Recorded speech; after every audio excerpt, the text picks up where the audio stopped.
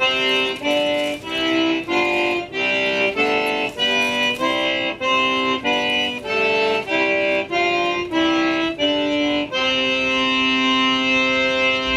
to get it, Papa.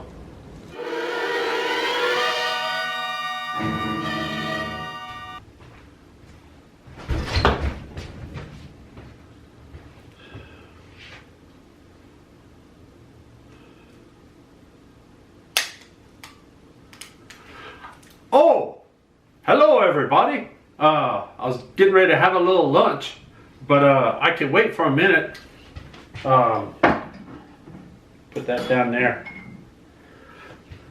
And welcome everyone to the secret Look Dat headquarters.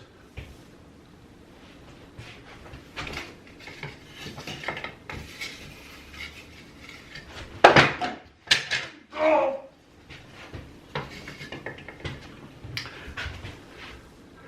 And today I'm extra excited. If you can't tell, I got the jitters. Because I'm so excited. Because once again, I was stumbling around in the dark in the Look Dat secret headquarters, and I fell down the stairs into the Look Dat secret treasure vault. And when I came to, I saw something, and I forgot about that. So I thought it would be a good opportunity to share something else from the Look Dat secret treasure vault. Ma, you saying, well, I don't know what you could show us that you ain't showed us already. You're so negative. Hang on, it's right over here. Let me get something, because it's a trip down memory lane into the past, for the most part. So hang on. Yes, I don't want to ruin it by showing y'all accidentally on purpose too early.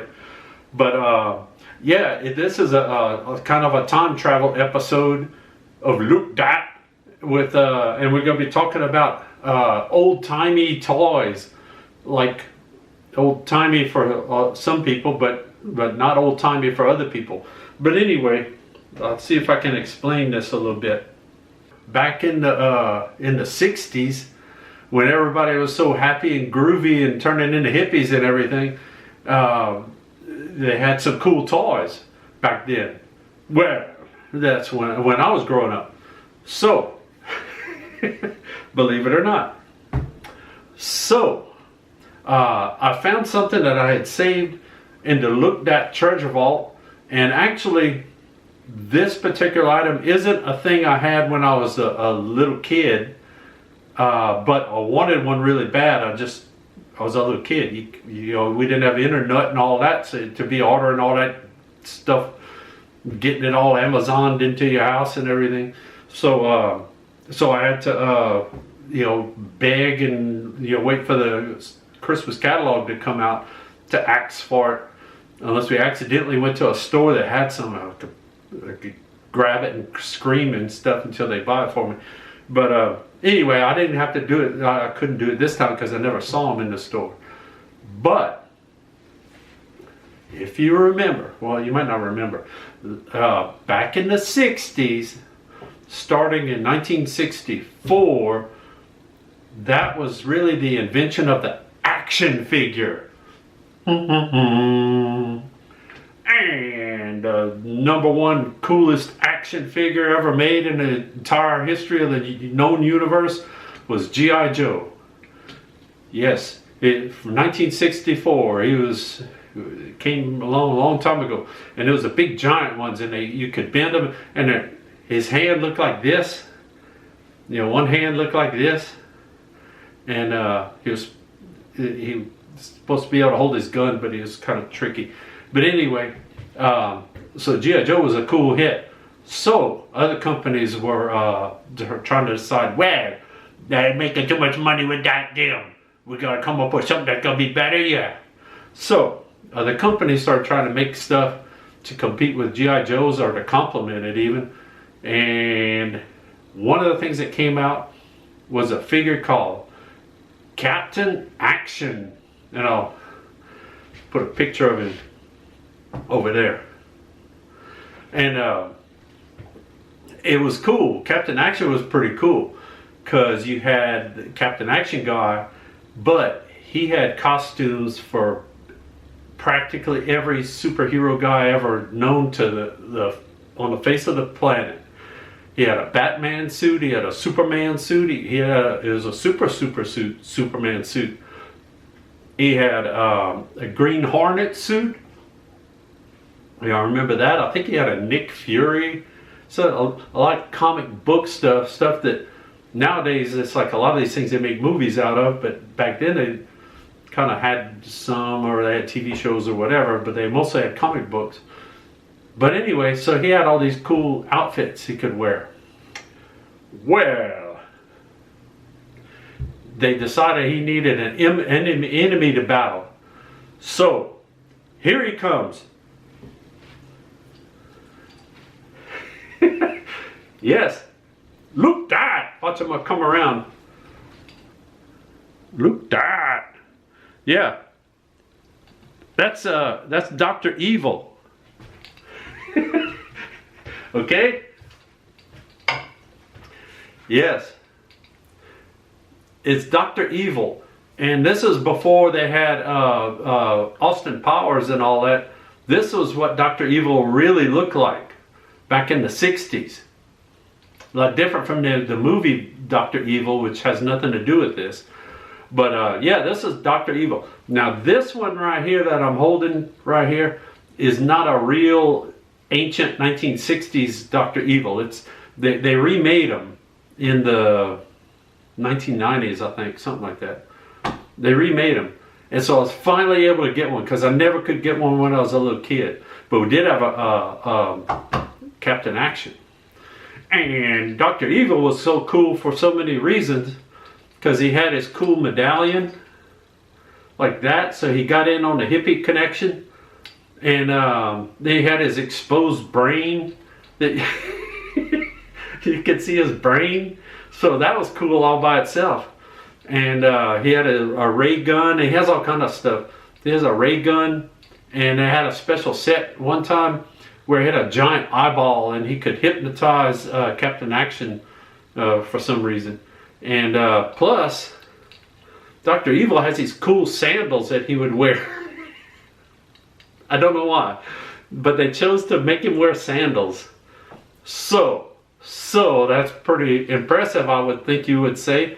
And this is just a little holder I have for him, so he can stand up, because sometimes he stands up for a little while and then he kind of falls over. And but yeah, that's Dr. Evil with his cool groovy medallion and his ray gun. See, watch out. He can point it at you, keep you under control there. And this is another cool thing Dr. Evil had. And actually, Captain Action had these too. Whenever he would turn into a superhero, he had a rubber mask of the superhero. They had Captain America was one. And it was like the whole mask. And they put him on and it made him look like Captain America. And you put the outfit on. And Batman too, and Superman too. Even though Superman didn't really wear a little mask thing on him, they had a rubber mask of Superman that you put on Captain Action to make him look like Superman. And old Dr. Evil wasn't going to take that. He said, well, I got to have me I don't know what he used to sound like. But he's like, well, I need me a rubber mask too. So he has his own disguise. And here it is. Try that again. But yeah, there's Dr. Evil's mask. He looked like some hipster guy, except they hadn't invented that yet back in the 60s. I don't know what they called him. But he had his beard and his mustache. And so yeah, let's see. I'm going to disguise him, and so you'll never know who he is, and he could sneak up on you with his ray gun and blast you. I think I can get it on there. Let's see, maybe I'll do it like, no. It does fit on him, I know that. I don't remember how to get it on there. The Batman mask for Captain Action was actually in two parts. They had the face part in the front, and then they had the cowl part, the top and the back was a separate piece. So it was real complicated to put that on. Like this isn't. I swear it goes on there. Hold on, Dr. Evil. Cool. Anyway, let's just pretend it's on there. Let's do this. I got you now, Captain Action. Look. I got you now, Captain Action, you. Okay. So that's pretty exciting. Like I said, that was in the 1960s when all this was happening, obviously by this outfit. But that's not enough. They did the reproduction of him, and you could get that, so you could relive all that stuff. So as soon as I saw him, I was like, I don't have any action figures that wear sandals, so I had to get me a Dr. Evil one. But then along comes this. It was right here all along. Then along comes this. This is the new version of Dr. Evil from, let me see, it'll actually tell what year, I think, or maybe not. Yeah, this is from 11 years ago. No, wait. 12 years ago. Wait. I don't remember. It's from 2012. But this is the new version of Dr. Evil. And I didn't even take him out of the box or anything. I just got one to see. And it made him even meaner looking and everything. But look, there's his rubber mask. He came with his rubber mask and his cool medallion. They changed stuff, but they kept some stuff. And he had his ray gun down there. It's similar. But they made him wear rubber boots. But it's hard to see in the package. I don't know if you can see that too good on his foot. Like, let's see. It's really hard to see.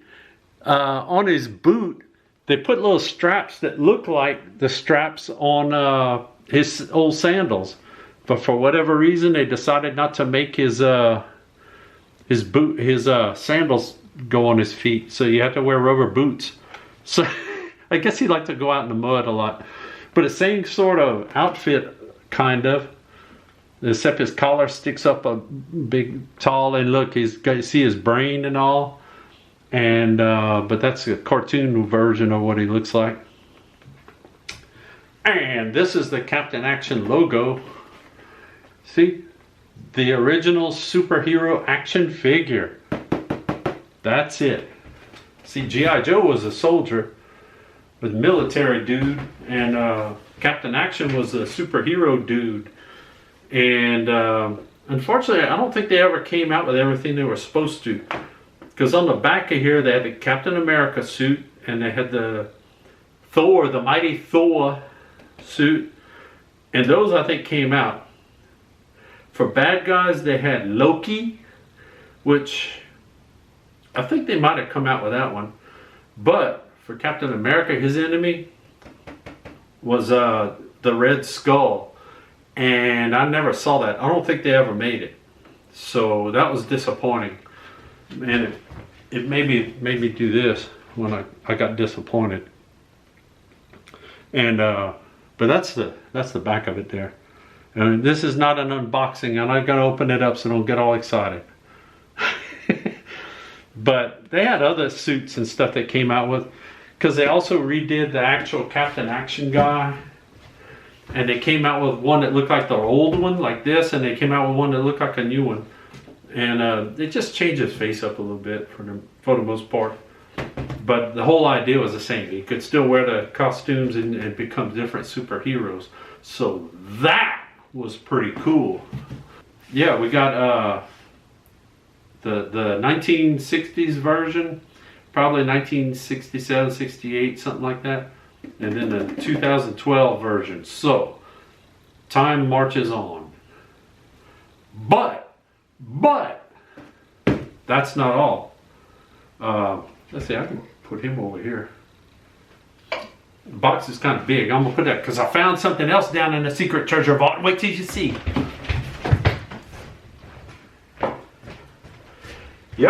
I found out a couple of other things, and this time I'm going to go backwards. I'm going to show you the newer thing first, and then I'm going to show you the older one second, I think. So, anybody out there ever watched the Toy Story movies? Okay. 1, 2. Okay, I heard a couple of people answer. That's good, because you remember in the Toy Story movie what kind of toy Woody was. He was a cowboy. Yeah, okay. But what was one of his features? His hat could come off. Okay, but nothing. You know, he was missing his gun, and I think there's a story about that. But he didn't have a gun. But there was something else on his back. On his back, and you pulled that, and it made him talk and say, you know, somebody poisoned a water hole and stuff like that. Well, I got a couple of things that were talking toys like Woody was before they invented Woody. I hurt myself. I don't want to knock Dr. Evil over either. He's mad enough as it is. He's keeping an eye on you, by the way. So anyway, yeah, they had, going back to the 60s again, they had a lot of those pull string talking things. They pretty much, as much as they could, they pretty much perfected that mechanical thing. It's like a little record player box inside them, and depending on how far you pull the string, it would make him say different stuff, or whoever the character was. Well, this first toy doesn't go all the way back to the 60s, but it does go back to the 90s. And here it is.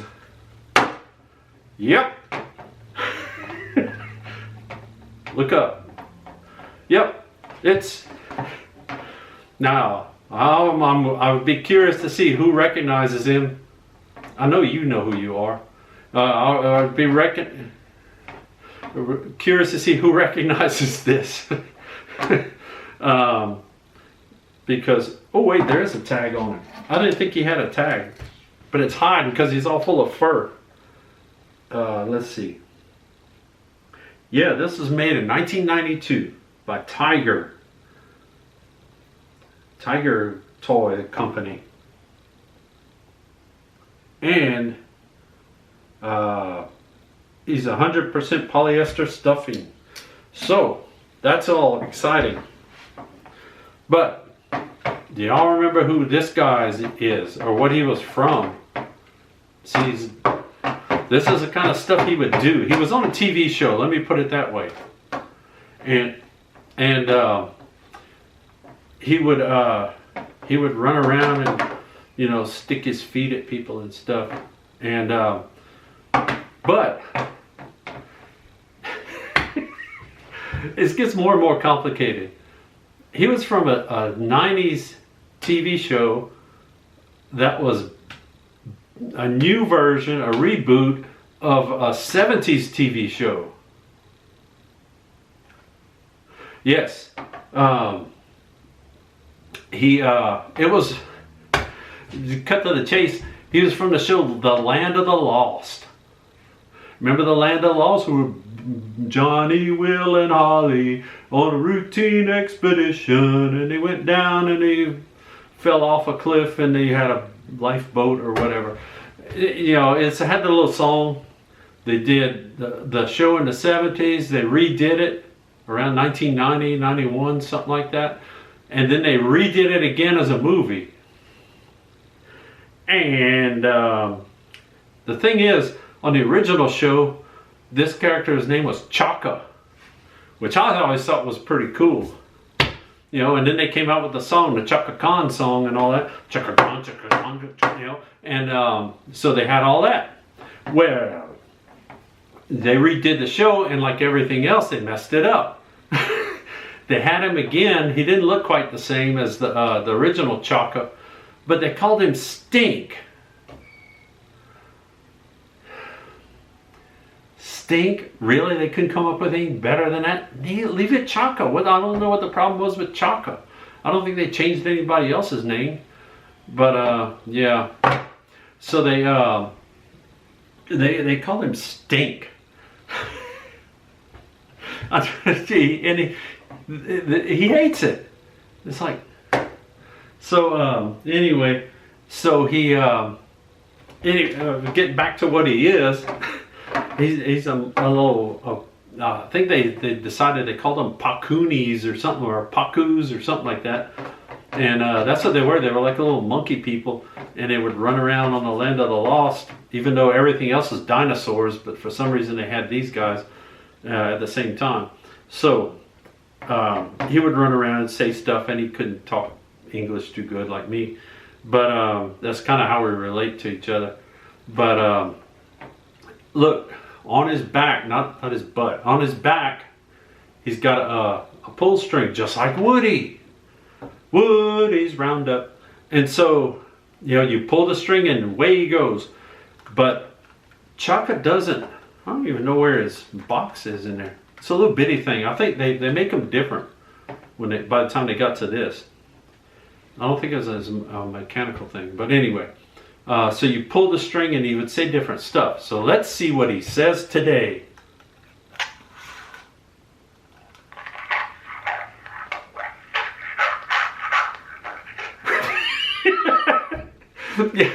Yeah, Chaka needs a tune-up. That's the only thing with these, especially the old mechanical ones, they wear out.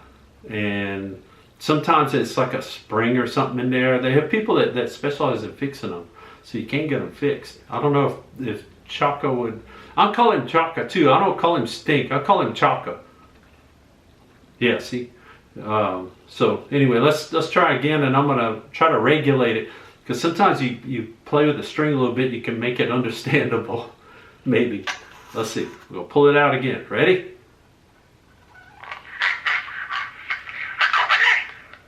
Yeah, you heard him? He said Akubane. That's what they would, I don't know what it means, but that's what they would say. I think it means howdy do or something like that.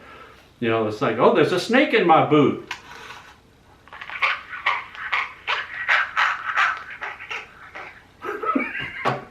He's just having convulsions on that one. But yeah, so this is the 90s version of the pull string toy, just like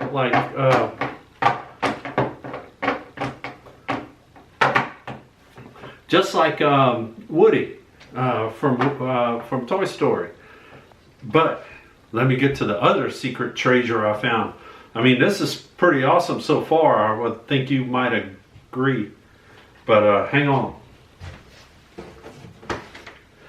Now, this next, and it's another talker. It's another pull string talking thing. And this one is from 1967. Yeah. So think about that for a couple of minutes while I wait.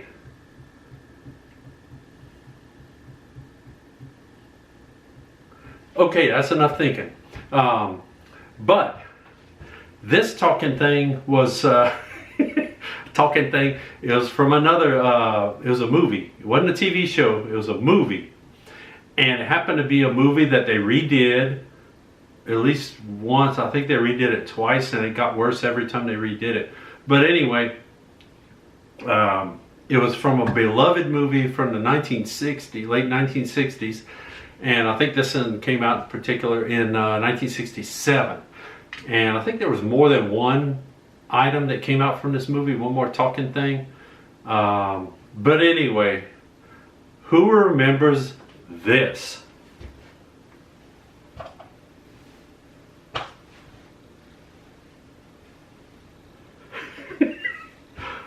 Look that! Look that! What that? Anybody remember what this is? Look, he's got his ears. And the other one got ears too. One flips back though. It's got two. That's how you can tell them apart. And no, I didn't get two of these things and sew them together. This is how it was made. If you don't know, back in the late 60s, there was a movie called Dr. Dolittle. Ow. Sound familiar? It should, because they redid it I think 2 times. And like I said, anyway. But the original, they had singing and frolicking and happy, child-friendly family action. And part of it was the push me pull you. That's what this was called. Basically, it's a 2-headed llama that's front and back, and it's the push me pull you. And what would happen is it could talk. Well, Dr. Dolittle could talk to animals, so he'd talk to it, and they would talk back, and they'd fight with each other and all that. Anybody with 2 heads does that kind of thing. So that this is the push me pull you. And yes, he's very old. He's from 1967, and he's been around quite a bit. He had wires in his legs to make him stand up, but they don't stand up. Some of them are kind of floppy now. But and I don't know what's the front or the back, except that the tag's over here. So usually they put the tag on the bottom or something. Now Chaka's got his tag under his armpit, so so I guess it's manufacturer's choice. But yeah, this is the original push me pull you from way back in the 1960s. Wait, I can give you some more information on it, so you can Google that you. Ow. Yeah, it was made by Mattel. Push me pull you. Yeah, 1967. And the movie itself was a 20th Century Fox movie, according to this. So, and it's made with all new material, circa 1967. So think about that. Not too long though, because we got to get going. Now here's a problem. You can see he's got his ring. It looks a little bit more like Woody's. Woody's just had the regular ring. He's got like a different thing. It's made a little different. The problem is the ring don't work no more. His little box, I need to find one of those specialists, and they can open up his belly and do surgery on him, and I don't know, maybe clean up his fur, because he's supposed to be white. He's not. Originally he wasn't yellow. That kind of, whatever this color looks like on the video, but yeah, the string, it doesn't work, and I can't pull it anymore. I don't want to rip it out, so I'll have to try to get it fixed. Oh, one of the things was it would say, "I'm your best friend." No, I am. Let's go ask Dr. Dolittle. That was one of the things, and it was a real knee slapper, hilarious back in the day, in the 60s, because we didn't know any better. And I think one of the other things he'd say was, I don't know whether we're coming or going. Get it? Yes. Amazing treasures abound when you fall down the stairs into the Look Dat secret treasure vault. And we might dig out some other things one day to show and tell about. If you ever had any things like this, if you ever saw one of these, put a comment down there. Let us know about it, and if it still works, if you still have it, or whatever happened to it. A lot of plush toys ended up being footballs and stuff, and or if you had one of these, yeah. See what I meant about his little ring thing being different. It's got like a cross on it. It's like it looks like a steering wheel. Let's try it again. Oh yeah. On the new show, he would say, "Give me high five." I don't know why. Yeah, we might dig down into the treasure vault another time, and let's see if we can. Oh, we can ride on it. Yeah. Oh, watch out! Hang on, Chaka. Hang on, Chaka. Look, rodeo! Look out! We'll see you next time on Look Dat. Ow! Gee.